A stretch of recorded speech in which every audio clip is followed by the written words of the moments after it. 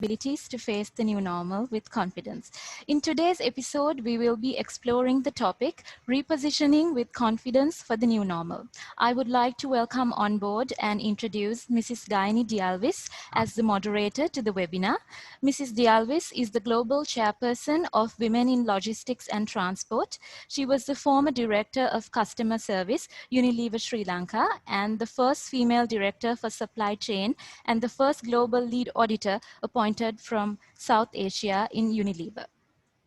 She is currently a board member of Women's Chamber of Industry and Commerce and an independent director for a few organizations. She is also a consultant and visiting lecturer for many universities locally and internationally, and a senior consultant to our institution as well.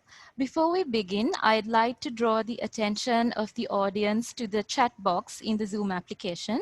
If anyone would like to ask any questions, please do so from there.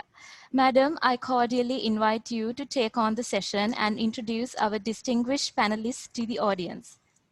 Thank you, Hiranya.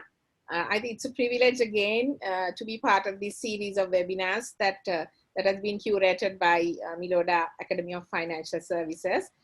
Good afternoon, everyone, and thank you very much for all the panelists for being part of this. This is the first webinar for the new year, and therefore I would like to, although we are almost close to the end of the new January month, I would like to wish all our participants and all our students and all lecturers and all of them who are tuning in today for this webinar, a Happy New Year.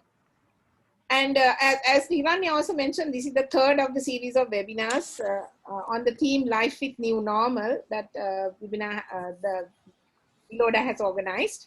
And this is the theme of this third webinar is called Repositioning with Confidence for the New Normal. Because we are entering the new year. Yes, last year was doom and doom for all of us. I think life has to move on, show has to go on. So therefore we need to, let's start off with a positive note, and that's why they have decided to have this particular theme. And we have three eminent panelists today. They will be sharing their experiences in their specific areas of expertise. So the format of the webinar is that each panelist will have 10 minutes, strictly 10 minutes, because we have only 1 hour, 10 minutes for them to share their experiences in their areas of expertise in line with the theme. And then we will go into the question and answer session. After 2 rounds, we would actually then answer the questions from the audience. And I would urge all the audience members to please mute your mics and also switch off your cameras. And also if you have any question, you can actually type it into chat. And specifically, if you want to ask those questions, you can actually mention the panelists, or you can just generally ask so that we can post it to the respective panelists. Okay, so in the order of presentation, I will first start off with Professor Neelika Malavige. She's an eminent virologist. She's a professor in Department of Immunology and Molecular Medicine, Faculty of Medical Sciences. She focuses on investigating the mediators that cause vascular leak in dengue and immune correlates of the protection against severe dengue. She has now also focused her work on the immunopathogenesis of COVID-19, which we have been all hearing for the past 1 year from her, and correlates of protection and virus strains. She has won many Sri Lankan Presidential Research Awards, and she's also the section editor of the current treatment options in infectious diseases. Okay, the second speaker for today is Mr. Dipal Suryarachi. He's a management consultant, trainer, author, speaker, and accredited master coach and mentor. He was the former commissioner, Sri Lanka Inventors Commission. Over 10 years at board level, he has worked, and he has authored over 15 books in English and Sinhala covering business to Buddhism, including Inward Bound and Living Together. Then he has also pioneered disseminating management concepts in Sinhala through Sinhalan Business book series, which is very interesting. And he's an alumnus of National University of Singapore, Asian Institute of Management, Stanford Business School, USA. And he's conducted over 1,000 plus training programs, lectures, motivation features in 12 countries across the 5 continents. Finally, Professor Ajit Alvis, he's a senior professor of chemical and process engineering at University of Moratuwa, having joined the department in the chemical engineering, and he graduated from University of Moratuwa. Then he obtained his PhD from University of Cambridge and won the Danckwerts Maxwell Award for the best PhD thesis from the Department of Chemical Engineering of University of Moratuwa. He has won many awards and written many papers, and he was the former project director of coordinating science and innovation, and that is known as COSTI of the Ministry of Science and Technology and Innovation from 2013 to 19. And he was also one of the pioneering members at Sri Lanka Nanotechnology Institute from 2008 to 2011. And currently, he's also a fellow at the National Academy of Sciences, and he's currently the Dean of Faculty of Graduate Studies of University of Moratuwa. So let me now move on to Professor Neelika. Professor Neelika, we've been here, last year has been really doom and gloom for all of us, but we see some light at the end of the tunnel. We would like to hear your opening remarks, right, regarding the current situation, and especially the scientific nature, and because we are hearing a lot of new virulent viruses are being developed and all that. So we would like to hear from you about the details about that. Yes, so right now, the light at the end of the tunnel are the vaccines that we actually, after 1 year, we have vaccines. So a lot of people are very happy about it, but because we had vaccines within a period of 1 year, some people are very, let's say, skeptical about it, and there are a lot of myths going around, which I would like to talk about if there are any questions about that. But after 1 year, right now, although there is end of the light at the end of the tunnel, we need to vaccinate large populations to achieve what we want to achieve, which is make the majority of people immune so that the viral transmission halts. Because after 1 year, we know that we see 3,000 something people dying every day in US. UK is recording the highest death rates of 1,800, 1,600 per day. And many countries are actually facing a very dire situation. If we take Sri Lanka, of course, things were quite okay in the first wave. And actually, I wouldn't call that a first wave. As soon as a few cases appeared, namely 60, when we got 60 cases, Sri Lanka went for the most strictest lockdown in the world, where people weren't even let out of their houses to go for groceries. So although there were infected people, when you can't even go and buy groceries, that would halt the outbreak immediately. So we had 8 weeks plus of complete curfew, plus more of restrictions. So actually it was that draconian measures of curfew that actually stopped the first outbreak. And but we know that that is not possible, like you can't actually keep that causes a lot of problems. I'm not only talking about the economic perspective, but of the social and psychological perspective, educational perspective. You cannot keep a country under lockdown for a long time. It is not practical. So then, of course, it was how we could go ahead with our regular lives as much as possible in the new normal, while trying to contain the virus. Right now, we are reporting about 800, 900 cases per day. That was the rate in the past 4 days. So we are experiencing community transmission because there are several cases. As of 2021, the ministry actually said that there were 50, 60 cases per day where you don't know where the person got it from. So the clusters transmission is no more. So that is what Sri Lanka is facing right now. And when it of course, we are not going to go down for lockdown. We have opened our borders, and we see people coming in, and we know that there are different strains in different countries. You call them variants, because there is only one SARS-CoV-2 virus. And the UK strain, people are scared of the UK strain because it does, it's very transmissible than the current strains elsewhere in the world. In shortly, 53% more transmissible, which is bad news. And but the good news is that the vaccine is still effective against the UK strain. Now, but with a large population being immune to the, more and more people getting immune to the SARS-CoV-2 virus, other variants have emerged in South Africa, from Brazil, which are actually more mutated than the UK variant. They have got the mutations that are there in the UK variant, which makes them more transmissible. But what is worrying, it has mutated in regions where it would affect vaccine efficacy. So that is the worrying news. And the strains that originated in South Africa and Brazil have also are not limited to those countries.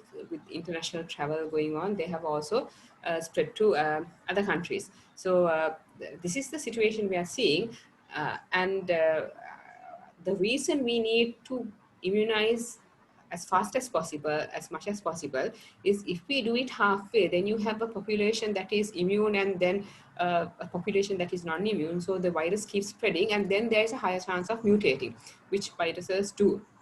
So yeah, so let's hope that we are able to immunize a large population as fast as possible in Sri Lanka to achieve the so-called herd immunity to halt transmission. Thank you.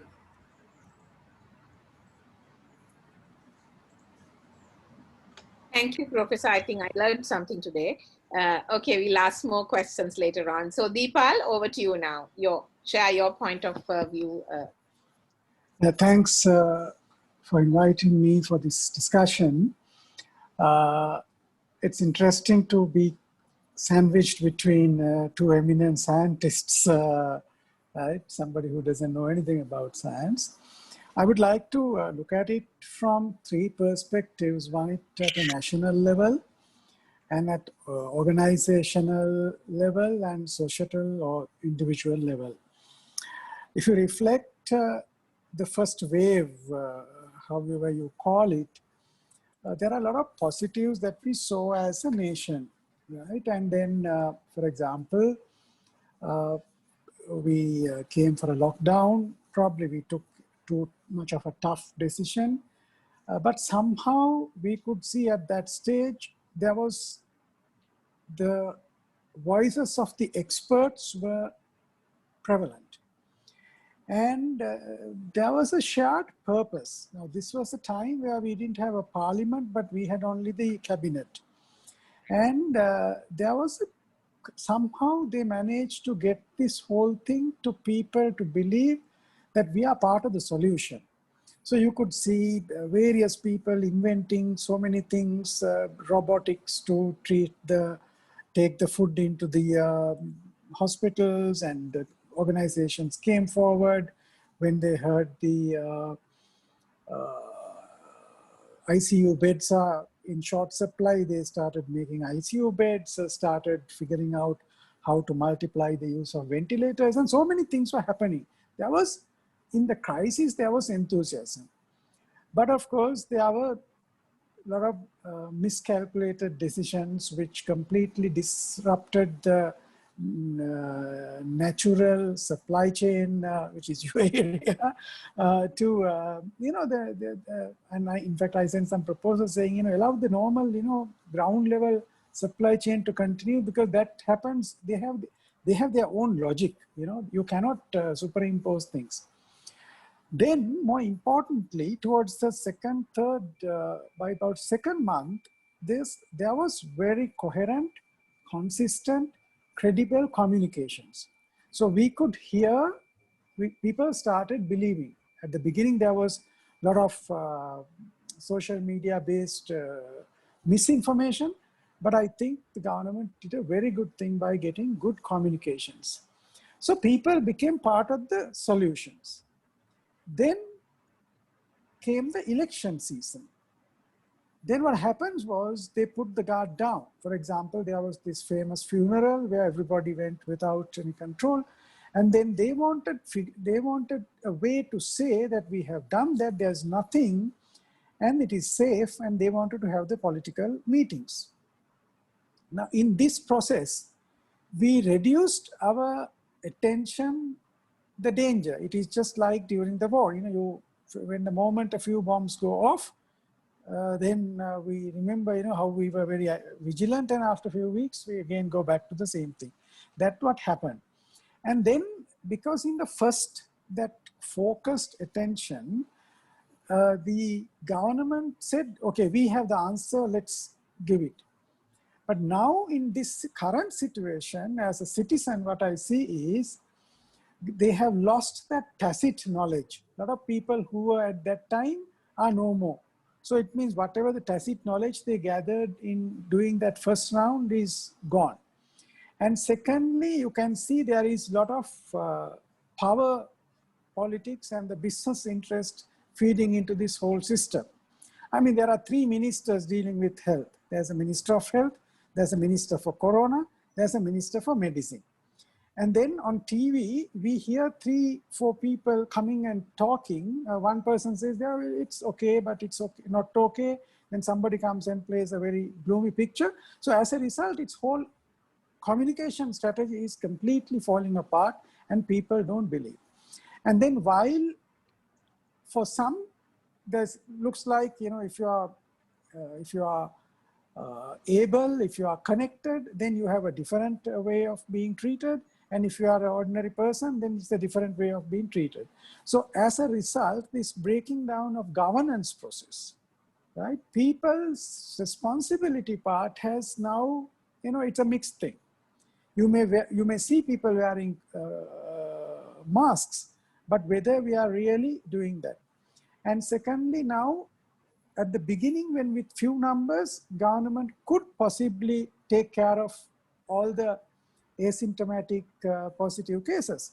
But with large numbers, how can you do that? Now today, if you ask why people are trying to hide, because they are scared to go to a treatment center, right? So, and then the way it is handled by media and the way they are doing, this looks like a criminal offense. You have got COVID, it means you are a criminal. You are not a criminal, it just happened to you, right?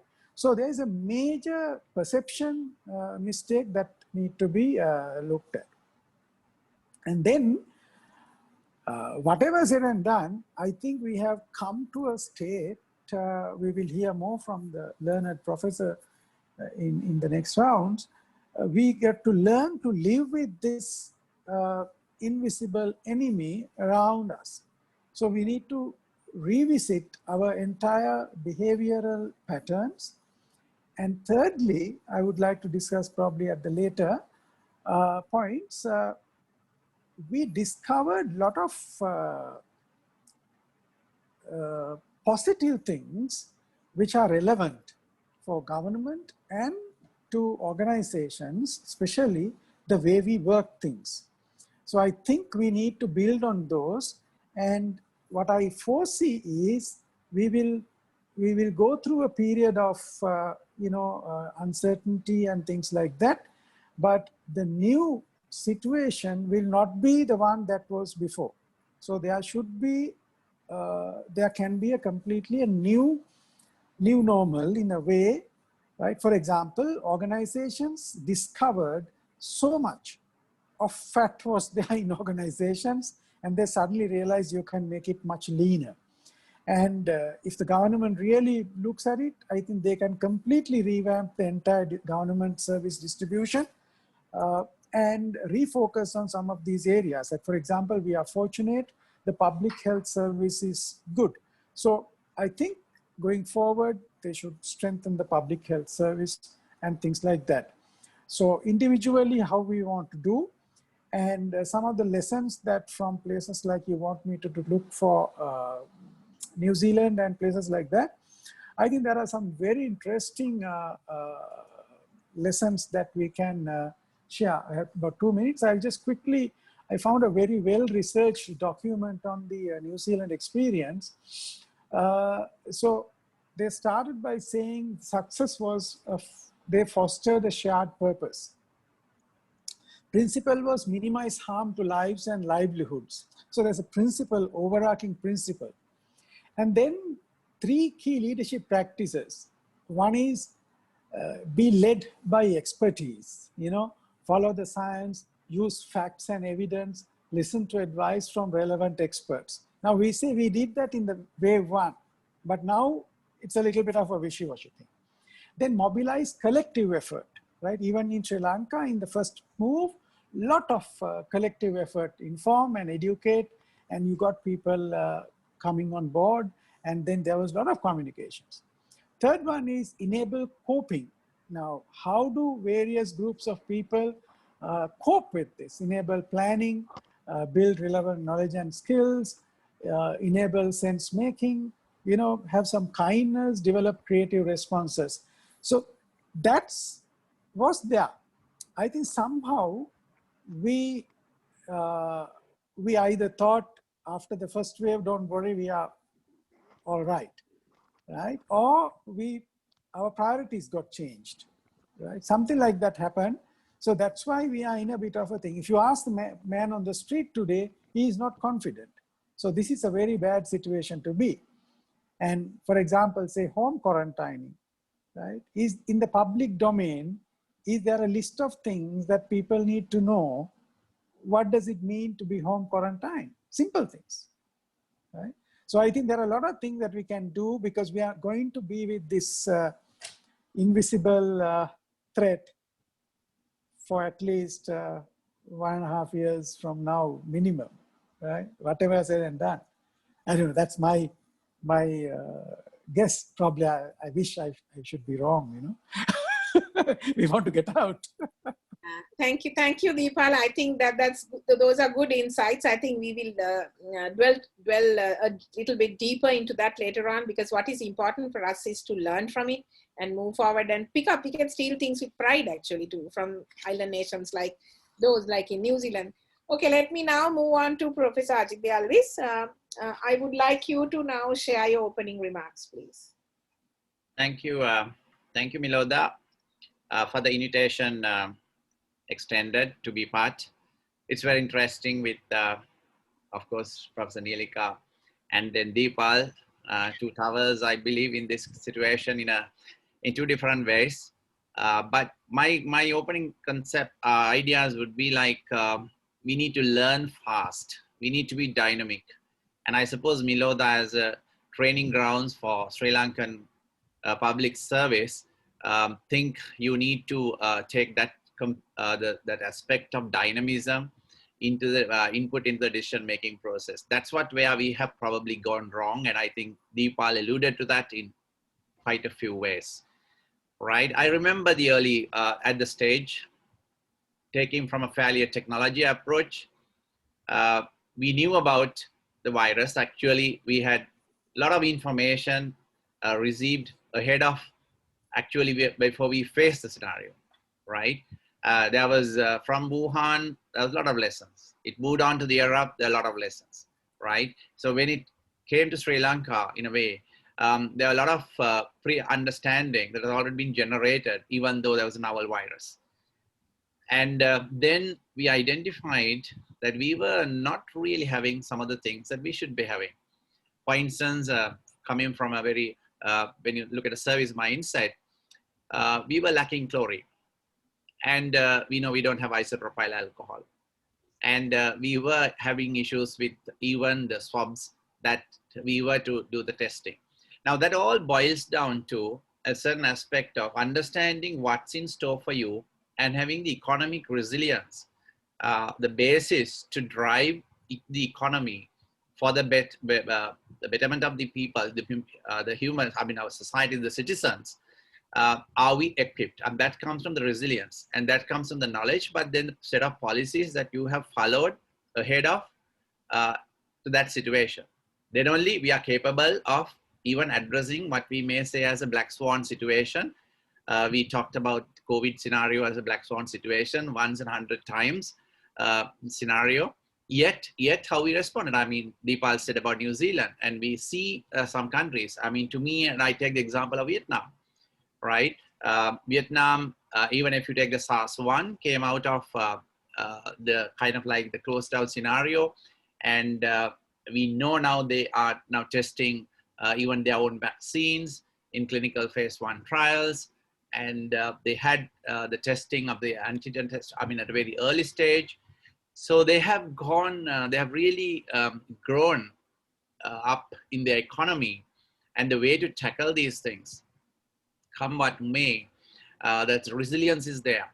Now, we appear to still lack that. And that is where the change should come, the lessons to be learned. I'm pretty sure that we have a different practice, a different scenario to start with as time moves on. The new concept of a new normal being a very stationary one, or just a different position, I think we can forget it. It's not going to be like that. But to me, I really don't like the old normal anyway, because we're not a society that we can be quite proud of from an economic point, right? Even if it comes to the vaccine, we are asking for the vaccine, right? We are not demonstrating any strength to do that. Now, we have the scientific strength, but the point is we have not really put in our effort in this area, right? Now, I take on the scenario of like even the invention to innovation. We saw in the COVID phase 1, and Nilika was quite saying it was not until the first wave that we have kind of like described it wrong, that we see every day evening news, we are hearing something new that's coming out of the society. People are coming out with new ideas, maybe of a different age. But then come to this period, we really don't hear the same type of activity. That's completely missing, right? Every day evening news, we were having something new, something different, something somebody's contributing, trying to address the issue. This time around, it's a little different. To me, I look at, we need to bring this aspect of understanding the problems and addressing the problems head on and being part of that solution process. Now, I like it when it comes to N95. N95 mask that came out from 3M was purely a curiosity driven an act of an individual. Sarah Turnbull. She was very curious. She was very passionate about the patients in dying of certain diseases and in the exposure. She kind of gave new information coming from what is called the BRA Cup, right? The BRA Cup paved the way for the N95 with the 3M. And she was passionate to drive home the point and to get the industry to come out with this mask that is today is the workhorse from the medical community. And not only that, we also, even the public seems to be using the same thing, right? If the opportunity arises. So, so you see that society understanding the problem, even though it's a completely new one, rising up to that challenge, and then the rest of the ecosystem, enabling that individual to get their ideas into motion. Now that is something we need to have, right? For the new ideas to thrive, the change to happen. Now the new normal or the new economy, we have seriously desperate economic conditions. Now that's why we try to now to live with the virus, live with the invisible enemy, right? And take all the precautions, maybe just simple 3 of the washing hands with soap, and then the mask, and keeping the distance, avoiding crowds, maybe still the tools of the trade in probably reducing the risk to a minimum. I mean, those 3 simple acts, but we must believe in those acts while we pursue the rest and get the economy in order. Now, that is why I would say that learning from this, we must move on with these people who come up with ideas and to get them onto the mainstream. And so our textile industry was not capable of coming up with a 95. Even that, now that shows to me a lag of a problem. And so now the lessons to be learned is to move, enable the society to move in that direction. The science and technology is there. I mean, congratulations, Nilika, on the paper that came out on Nature Communications, right? And that the science is very clear. And Deepal said one of the hallmarks of some of the successful pockets in the global situations today was listening to the experts and giving the due recognition and implementing the ideas. We need to have that coming in, because this situation will only be aggravated if we mishandle, if we ignore the knowledge that we gain every day we are gaining knowledge, right? And the Sri Jayawardhanapura team has demonstrated that they can respond, they can identify, and probably we can be proud of as a university, they can take care of their students as an institute by themselves in one way, right? Now that's the strength. Now that is the strength that we expect to have in the other to the rest of the community. And to build up that, I think we need to get the science and technology. Virus is allowing us to open up our minds to the importance of science and technology. Virus is opening up our minds to the failure of not having manufacturing in our economy. In that, so virus has done two things, and let's learn from it and ensure that the time to come is going to be different, because those lessons should not be lost on our leadership. The leadership should take duly notice that. So that's to start with. Thank you, Ajit. I think all three panelists actually gave valuable insights for the next round. So I think now I will go to each and every panelist and ask specific questions. I think what really interests me from Professor Nilika was that you mentioned that if the entire population is quickly not vaccinated and only part of the population is vaccinated, then there can be very other different virulent strain or whatever you mentioned something scientifically, so can happen. So can you just explain, because this is very important for all of us to understand, because everybody will think this is the vaccine is a silver bullet, and after you get the vaccine we will all be okay and we go back to the old way of working. I think for the benefit of the general public and all the participants who are here, we would like to hear from you, how does that happen scientifically, and the importance of us doing that as fast as possible. Yeah. Yes, so that is a very important question. Now, just to get something straight, this is why even with the vaccine, even that we will have to live with this for 1.5 years, so unfortunately more. So that is something we need to understand here, and I'll tell you why. The other thing is, like in the first wave, Mr. Deepal and Mr. Alvis both mentioned that it was very proactive. People work together for a common goal.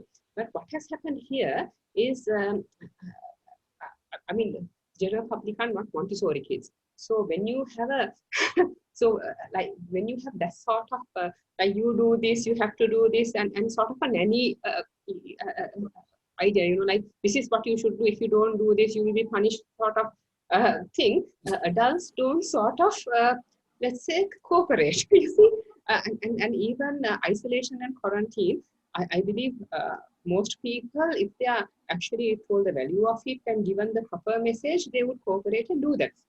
Instead, what was specially highlighted by media is, I mean, first of all, there was a lot of stigma showing people's houses, faces, and it is as it is a crime. And even recently, when a person got out from Pune, how it came out was this person has escaped, and then you show the person's face on public media and then arrest the person. So only criminals are arrested, not patients.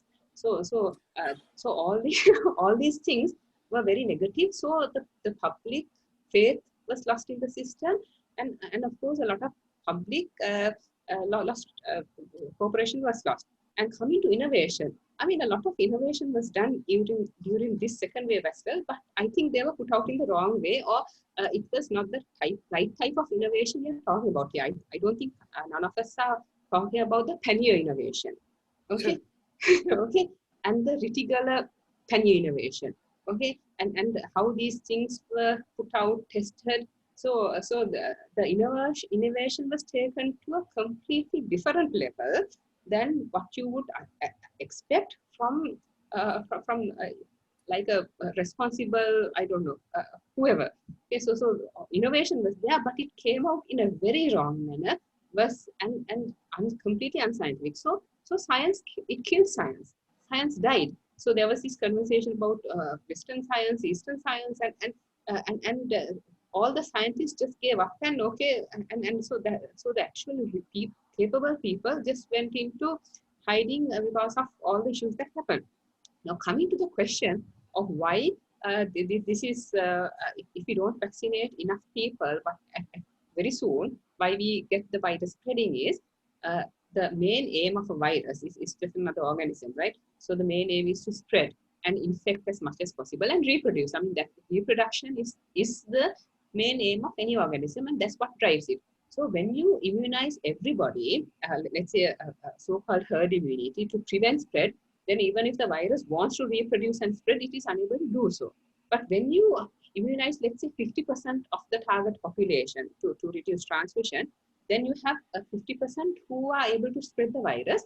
And then the virus wants not just to infect the 50% who are not immune, they want to infect the 50% who also have been vaccinated. Because after all, the aim of the virus is to spread, reproduce. So then it finds a way to infect the other 50% as well. That is called evolution. Okay, so that is called development of escape mutants. This is precisely what happened in South Africa. In South Africa, in certain, in Cape Town, there are very difficult areas, overcrowding, and about 50% of the population in those areas got infected. So now the virus is under threat. It can't spread as it used to, because there are people who are immune and that particular virus can't infect. So then the virus mutates, and so the virus mutants that can actually reinfect those people come up again. So this is just called evolutionary pressure, and the virus adapting to the surroundings. So unless you sort of immunize a large population, the target population at once, you have this natural evolution and these things coming up. So coming back to whether we are able to, or we have a plan to achieve that many immunizations at once, I think all of you know the answer. I don't need to talk about that. So, and then you can understand the repercussions in future. Thank you. I think that's pretty scary, and I think that's a realization that powers that we should have as well, I suppose, right? And I think we are not still out of the woods. I mean, we are still, for the next 1.5 years, have to live with it, and we need to really understand. So I'll now move on to Deepal. Thank you very much, Professor. Deepal, now I think Sri Lankan by nature, are we a disciplined lot? I mean, we sometimes, we are very good initially, and then after a while we forget. Is it in our DNA to be disciplined, or maybe because we are islanders mentality and we are an island nation and we are very happy-go-lucky kind of people? Would like to understand our behavior and how can we really become a disciplined nation? Would like to share your thoughts on that. Well, it's a topic by itself, but we need to define what you mean by discipline. I of course define 100% freedom means 100% discipline, right? If you define discipline by saying knowing what to do at a given situation, that is, you are very free, right? Remember, you and I, when we first traveled abroad, we were not sure of various situations, right? How to go, how to press this, remember the first time you went to a foreign country. Then after you traveled a bit and all that, you feel very confident, right? Then you are free. So now, if you really look at that's for me, it's the highest level of discipline. Then we are not brave, but we are careless. Now, I spend a lot of effort in my days at Eagle Insurance promoting safety, right? For example, right, we have sea all around the country, but we never invented surfing, right? And we have so many rocks, right? We never tried free scaling of rocks, right? And in everywhere, in about a couple of kilometers, you have water. But a very small percentage of our population can only swim, right? Because of various things. But at the same time, see the way we drive on the road, see the way we travel on buses and cross the road. We think we are careless. I think we are careless. That's because we are not being trained on some of these basic things at the right age, because we are so preoccupied with teaching letters before teaching life. So then you have missed the whole point. And thirdly, another dimension, not so. And thirdly, when we are told only what, but not how. Now see, this information Nilika shared with us. If we don't vaccinate the largest part of the population, then even those who got vaccine is not safe. Plus, there will be a new variant how to attack them. Now, this is a very important piece of information. Does it come to the main domain? No. Then even on science, I think Professor Ajit will elaborate. He has written so much on this, right? Now, people teach science, but not scientific thinking. Now, if you look at the herbal remedies, if you approach it in a scientific manner, you will not throw the whole thing out, right? The way you do it, it loses credibility. In Dhammapada, there's a saying, Bahungve saranang yanti. When you are in danger, you go behind anything. Now, that's what happened. And I think the important thing is telling why, what are the consequences. But then if you want us to, then you tell me, right, to wear a mask. Now, wearing a mask was very common in places like Japan, even in Singapore. If a person is has got flu, he will wear a mask, not for himself, but for the others. Now, this whole thing is not established why we should wear a mask. It is not only to protect yourself, but you as a person, you need to protect the other person. So we have lost that I don't care about you. And secondly, right, I follow this. Then I see on TV, right, very people, right? Now, how many doctors were found for having parties and then creating clusters? Now, these are the people who come on TV and tell, do this, do that. So then what happens is your message, messenger is also the message. So people lose confidence. So I think this whole thing is, and I think if you think discipline is by saying, if you do this, follow this, it's very, very primitive level. The discipline has to come from within, knowing the consequences. So there must be a lot of social education to happen for people to become like that. And they should appeal to that common consciousness that we have. So my long answer to your question is, it is not necessarily a DNA issue, it's a contextual issue, right? All these very Sri Lankan, we go to Singapore, they will take their piece of paper and put it into the pocket and bring it to the hotel room. So same thing. But on the other hand, if the environment is created also, like you people who come to Diethaviyana, you don't see them littering because the place is clean. So I think and I think there's a major national communication challenge here. Maybe I'm biased towards it because my background is marketing communications. But you see, if you look at the bandwidth that is wasted on, today it's like election results, right? So you have a graph and, it doesn't touch you, right? It's only a number. So then what happens is you desensitize, right? So then if it hasn't happened in your neighborhood, it's okay. If Colombo number is lesser than yesterday, our Colombo is becoming better, So I think we are losing the public as a part of the solution. I think that's the bigger issue for me than anything else. Thank you, Deepal. I think that's a very good observation. I think these little nuggets and the nitty-gritties, sometimes we fail to realize that. I mean, this is why we are in this position. I think that's very important for all of us to understand. The time is also slowly running out. So I'll quickly ask a question from Professor Ajit Alvis. Now you're a strong advocate of science and technology, but you see a lot of pseudoscience and people are worshipping that. And even Professor Nailika spoke about it.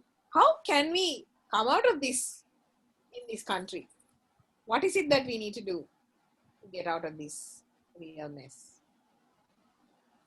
Part of it is, I think there has to be the responsibility of the leadership, because I think we just cannot accept the bottom-up approach here.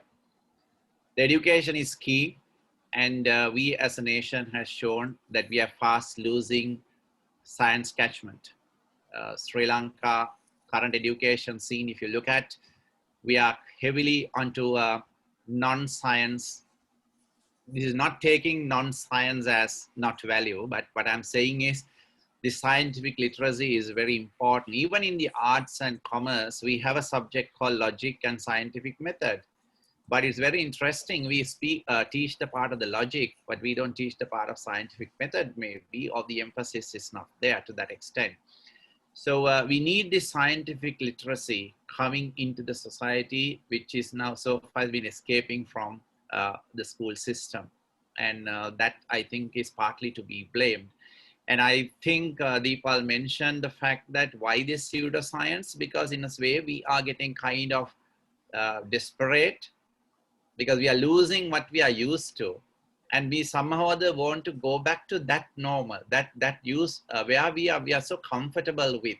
We are not moving away from our comfort zones in doing things.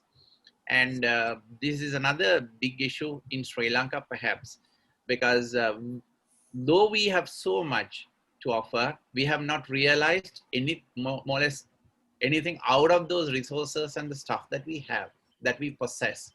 It's like our literacy. We speak of a very high literacy that can even, you can rival that of a developed economy, yet the literacy has not been useful. We have nearly not made use of it, right? So this disconnect is there in our society. And so that means the bottom up has to be strengthened by a top down approach. And you see that within India. I mean, we see the Indians are the vaccine capital of the world is in Hyderabad. Even the syringes is all produced. I mean, you think the big numbers produced is in India. China became the API, 90% API capital, the China, right? And the Vietnam is doing. So you have seen the power of science and technology. But when that base is not there, that resilience is not there, the pannier is very attractive, because you wake up, you have this one single dose that can cure you of everything. Don't be afraid. But then there's a big problem with the media. The media need to come on board for the betterment of the nation. And that too has to come in. So Sri Lanka is one country in this region where we do have zero facilities for informal science education. We simply have zero access to something of that. And so that's again in the background, in the general society, the scientific communication, that knowledge is missing. And you go to school, and out of 11,000 schools, only thousands and less schools are having science beyond O level. And the rest of the 9,000 schools, the children grow up in an environment where there is no exchange of science and humanities, that viewpoints. There's simply no discussion. That is missing. And overall, we have gone into rote learning. So we want answers, and we want to know what question we are getting. And again, it's simply like this. Okay, we have a COVID-19 situation. Give us the vaccine. Somehow or other, give us the vaccine. And that's it. We really do not understand what probably Ninika was trying to say, right? It's not interesting. The day the vaccine is coming, that's information. That is the information that we are seeking. When am I going to get the jab? Right? Am I in the eligibility list? Can I make my network so that I'll go up in the list? That may be in some people's mind, right? So seriously, we need to bring science education up, the scientific communication up, not as science, but as decent information to live in this with the technology and so on. Human beings are creative. It's not just science. We are creative. It's our creativity that has come out of in these developments. But we have lost that creativity. And that's probably the reasoning, that carelessness. We have assets, we don't know what to make use of it. Somebody can see the beauty of what we have, but we ourselves have not been able to. So it's important, I would say, the top leadership have to go in, like Jawaharlal Nehru said on 1947, August 15, science and technology R&D and department established in India and driving science. And that's the way. The Apollo 1 failed. Literally, Apollo 1 burnt on the ground. Apollo 11 landed on the moon, right? But Kennedy was resolute. Must have something without even the technology and the science. We must do this. This is an advancement. And when things like this happen, it also enriched the rest of the society. Now, that is what we should understand. That type of communication is very important, and getting this darkness away from. And it's sad to see sometimes the darkness. Even we feel as people that who may not even should know better, resorting to do things differently and putting everyone in trouble. So I suppose that's to me the message. Get the house in order for science. Okay, thank you. I think in the interest of time, I'll quickly now, before moving on to the second round, I'll just quickly move on to the chat. There are some questions, and some questions have been already addressed.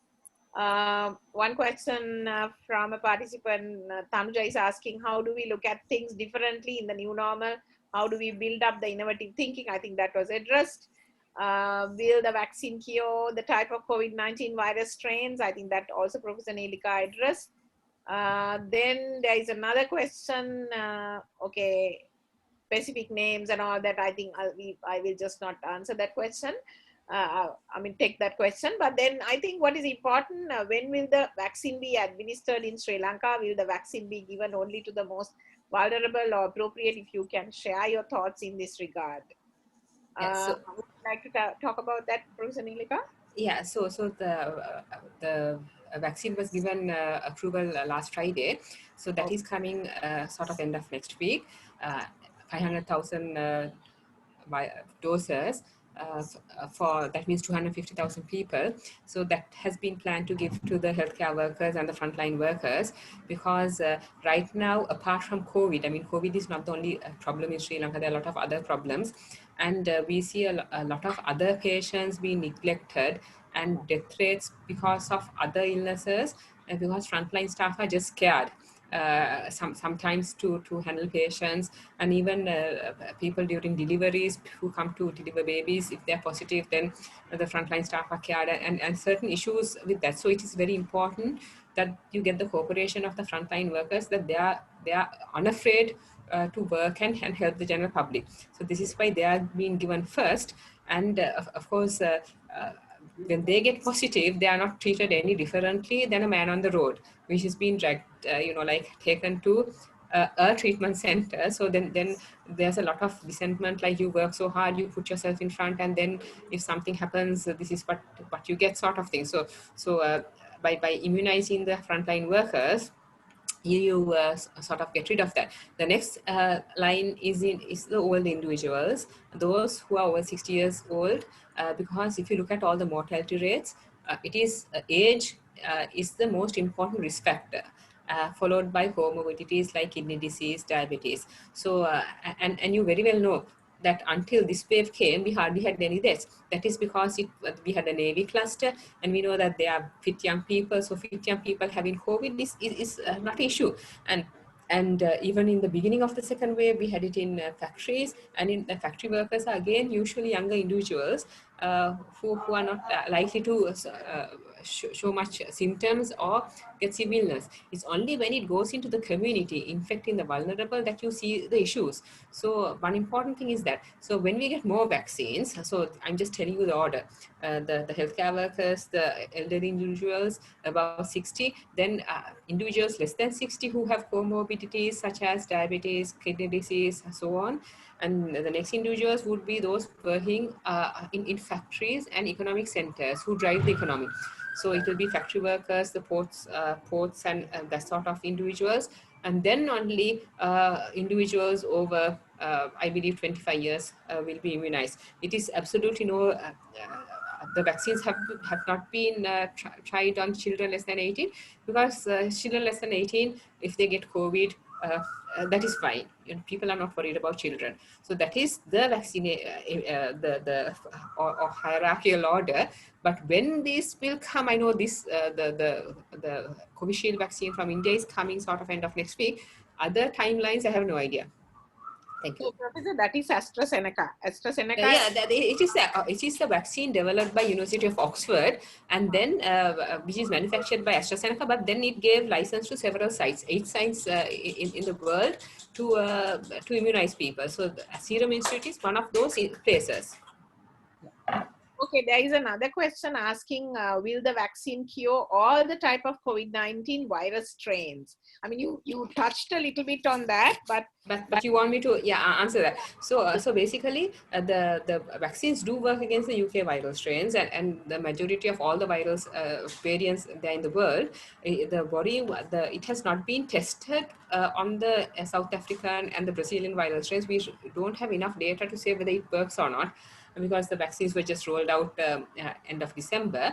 As of now, millions of individuals, more than 25 million individuals globally have received the vaccines, and we know that they're quite safe. And so all these myths about that circulating in media, that is sad. But if we get very different variants because of immunization pressure, whether they will be effective is a question. Right now, we are okay, but it's difficult to predict the future. okay. One more thing before I move on to the others. Now, would you like to, I mean, as a non-virologist, I have no idea about your recent finding which got published in the Nature. Would you like to share this new finding that you got from your research team and how it is going to impact? So what we were looking at, neutralizing sort of these antibodies that are associated with protection, how long they last in different types of individuals. So some people got severe disease, some people got asymptomatic or mild disease. So so antibodies, as you know, wane in a lot of people with time. But especially in patients, these protective type of antibodies, you call them neutralizing because they neutralize the virus. That sort of antibodies tend to wane or disappear in those with mild or asymptomatic illness. Now, whether that means whether they are going to get reinfected is a different issue. We don't know that, because we have only looked at antibodies and not so-called mucosal immunity, like nasal immunity, which we need to look at. Thank you.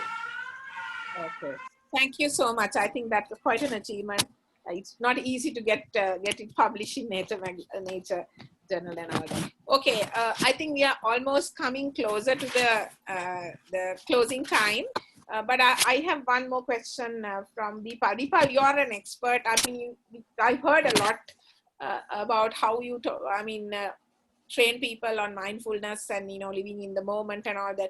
So how can this be inculcated in our people, in our country, to at least, you spoke about the discipline also, so relate that to that, and how can we become mindful as a nation so that we will be more disciplined and we will be able to curtail anything that come our way. This is not the only pandemic that we face. Okay. Yeah. Thanks for that question. And as Ajit said, we don't value what we have, right? Now, even mindfulness has gained global recognition and relevance because the whole process of being mindful was viewed with scientific approach, right? And Dalai Lama was instrumental in getting scientists to come and say, look here, what happens to these guys who are practicing mindfulness and meditation, and they did this functional MRIs and saw what happens in the brains, and they said if you can be mindful, it will help you in many ways. We have been hearing this for thousands of years, but it was just that, and then we never practiced. I see the relevance of mindfulness practice coming into two dimensions in this. Number one, this fear that comes to a person when you hear about, will I get, for example, say somebody wakes up in the middle of the night with a itchy throat and some temperature. You think you are going to have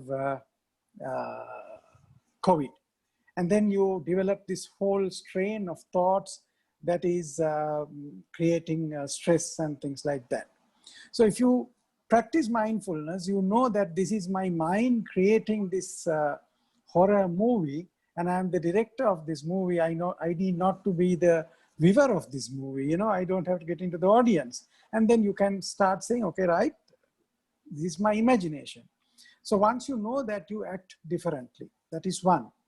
Secondly, at a very basic level, these three things that the doctors and everybody says that you need to observe: wash your hands regularly, wear your mask, don't touch your nose and the face and the eyes, and be aware of your standing, you know, where are you?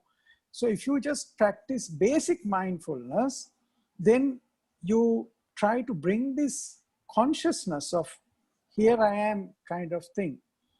And thirdly, I think if you start practicing mindfulness, there's evidence to show that if you are practicing mindfulness, it builds your immunity in some form. I don't know much about science, but probably Nilika can help us understand, but there's enough published literature which says that if you're happy, if you're very positive, then these things don't happen. So I think this is I think if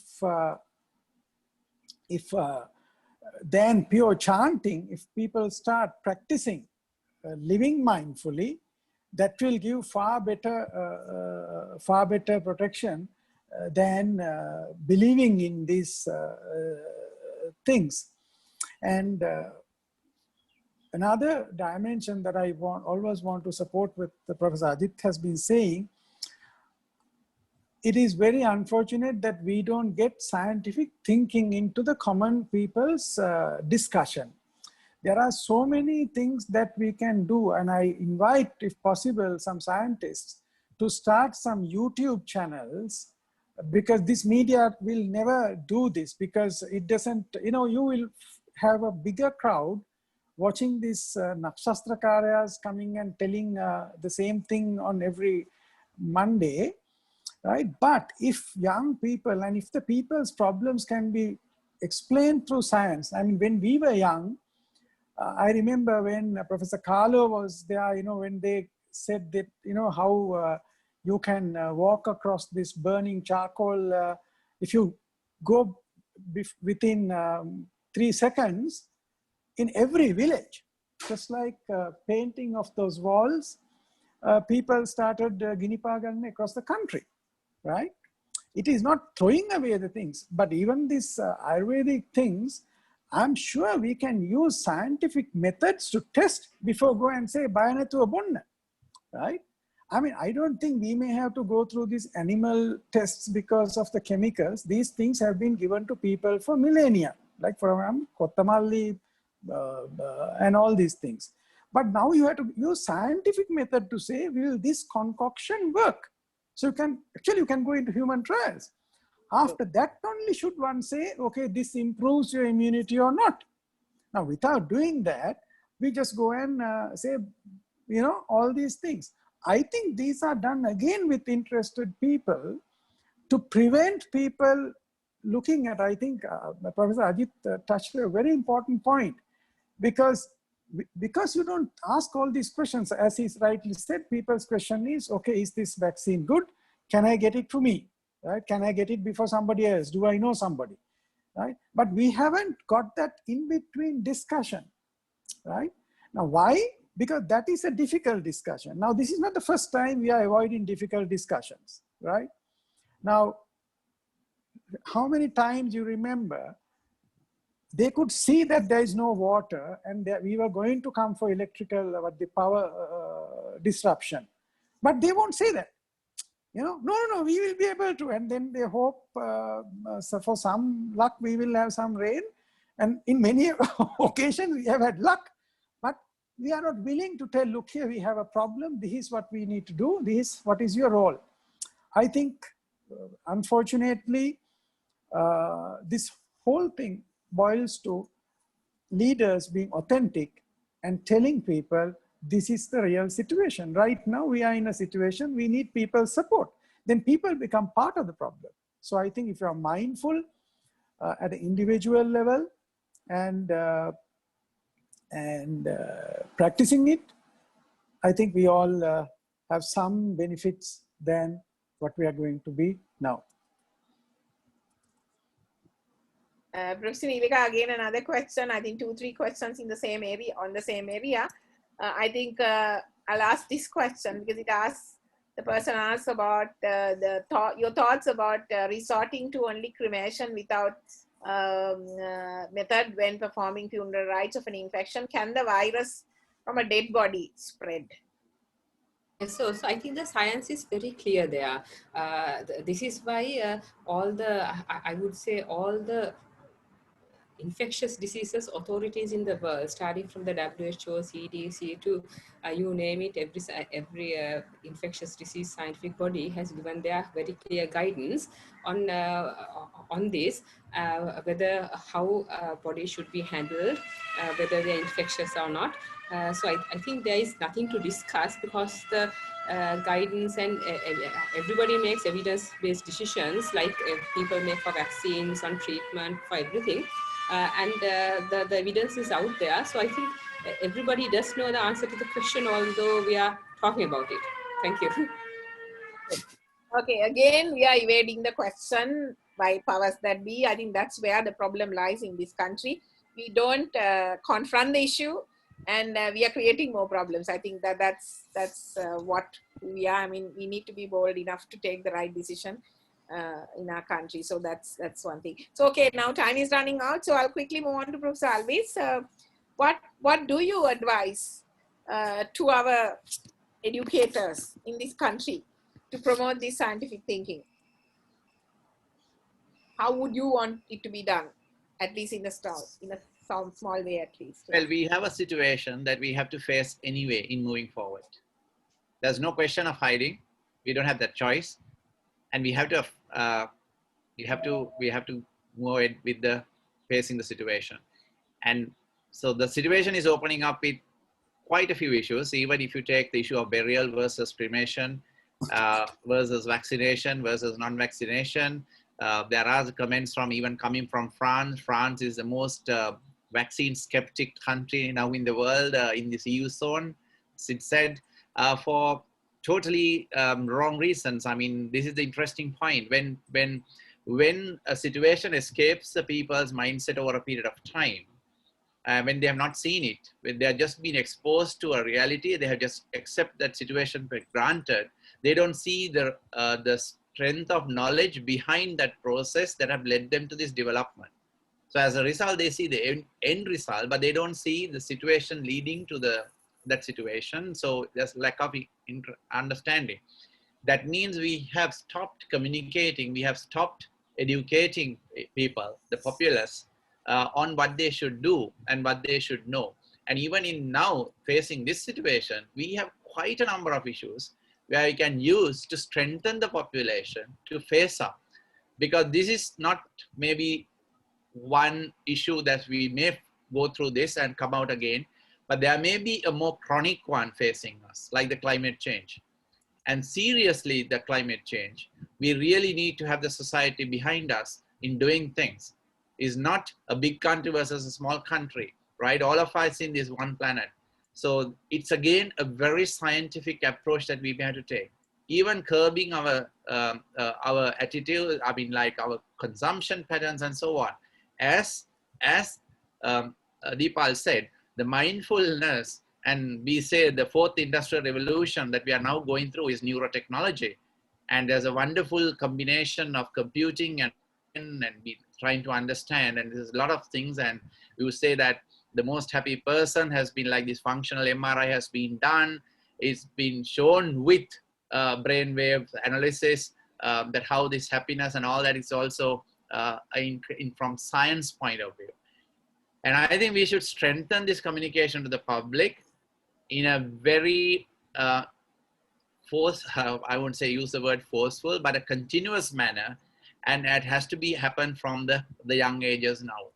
right? And take this situation for what it is, for whatever it is. We must take up these issues facing us and come out very strong with a very sound scientific answer, and not in politics, not in one institution versus another institution, uh, not epidemiology versus economics.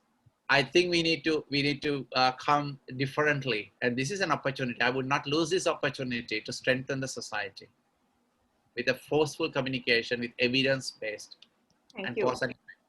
Thank you. I think we should not waste our cold chain resources to store bodies, but we must use them to store vaccine and distribute to the widest population in the country and immunize our 21 million population. I think that should be our purpose. That should be our end goal. Okay, I think we are coming to the end now. We've just gone 10 minutes behind schedule now, but I would like all of you to just give your concluding remark. Yes, we see some negativity around us, but I think when we have thoroughbred professionals like all of you who have so much wealth of knowledge and real information, scientifically and fact-based, evidence-based, all that when we have around us, I think we are very grateful to all of you for being part of us. But would you like to share your concluding remarks with the audience to how to reposition ourselves with this new normal with confidence? Yeah, quickly, less than Yes, yes. So first of all, I would thank you for this opportunity. I mean, this audience is there, and we discussed everybody, Dr. Surya Rachi, Professor Alvis, all said very, very important things. But this is a very small community we are talking to here, and whatever said here, I don't think if it is not translated into brought into the public domain, or it makes a difference, we can keep talking. I have actually spoken what I have said here in so many forums, and of course without any result, and it doesn't change anything. I think so we can discuss things about how to move forward, how to integrate economy and epidemiology. That is not two things but one. How to move forward, communication, everything that was mentioned here. So many people have brought up over and over again every single issue, but I have not seen a change. So I think how the question is, how do we actually move forward? We can tell during these discussions, but I am feeling a little bit, let's say, as a frontline worker working here, that nothing is happening. So sorry about that. Yeah. No, I do understand. Yeah. Yeah. Okay, Deepa, over to you. I, of course, won't give up hope. Although best part of our lives, we lived with missing opportunities one after the other. Yet, I think there is some resilience underlying this country, this nation. So I think we should leverage on that. And we should not get discouraged, but keep bringing up these things. And I think the alternative media today offers a platform for discussions of this type.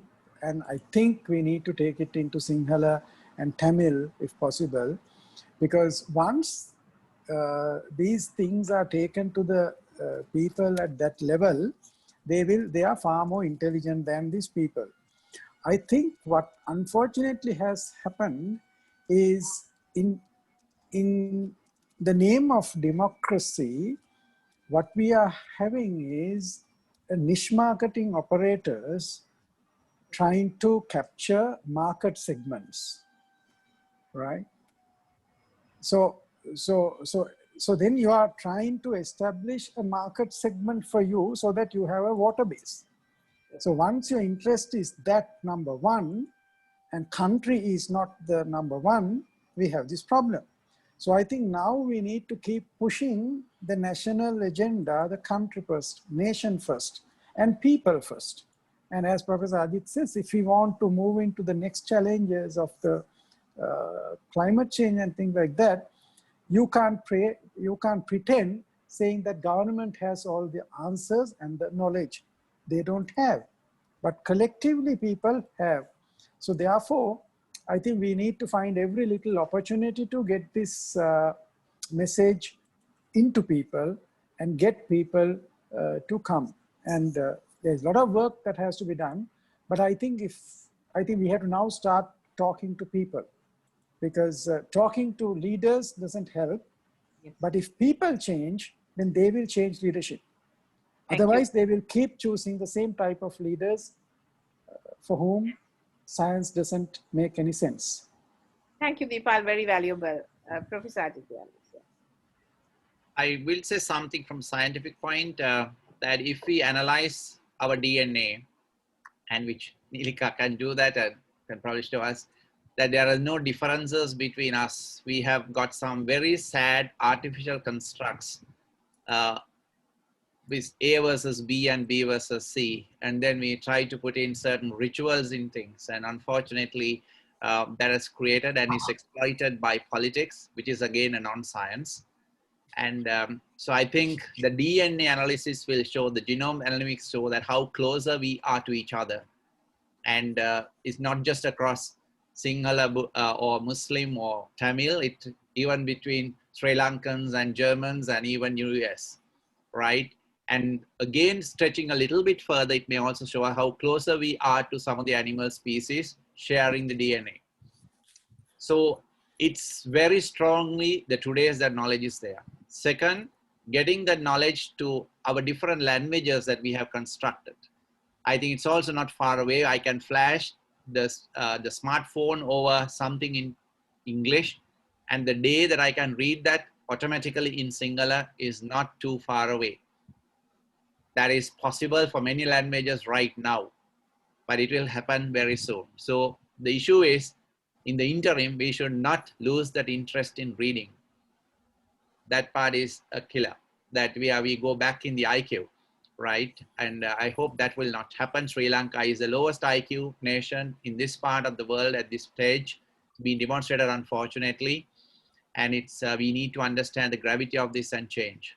So that's my message. The science will tell us that we have to move away from these artificial constructs. We are fighting over for nothing, and be the humans that we want to be, rather than the specific segments that we are trying to hold.